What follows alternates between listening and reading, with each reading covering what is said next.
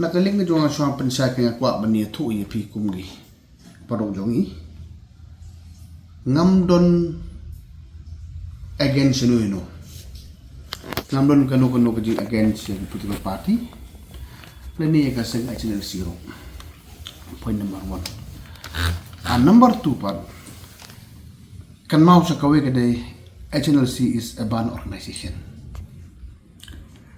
ta kwa bani thu ibi kini kijing alej kijing itu kumpiong menek ba mi akini stio bla dem nakaling jonga ngamdu tip ka hero ngamdu don here kata ngamdu sponsor re ngamdu phone re or ngamdu tip ka no noro but which is totally a false and a baseless allegation which made by them how nga so thu hinga burom but nga so thu ya sentiment jongi opposition but I regret to say that it is a baseless and false allegation.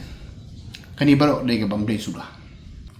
Te subuk mentang kanu kubigikan ngimut ban kanu ABC ngin ong yes ke badai. Ongkin aga proof.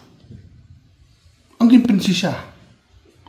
Subuk la syakan wan biang sekawai kanong ba. Kermen du ufon ni kani. Is it true? Subuk dan next week pandu ong bat ba. Gavin ufon yangi. Is it true? You need proof. You need proof document. You have to prove that. Pidaman Pynshisha komi kita baro.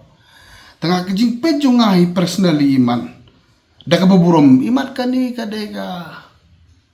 It seem is some politically motivated just to manage me personally. And please remember, the more they want to spread negativity on me personally, the more God will bless me. And I'm assured that I will promise I will work better and better for my people of the state of Meghalaya. And I commit very sincerely, please don't think otherwise. I am your leaders.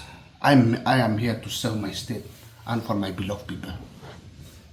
And all the allegation is very, very false and baseless allegation.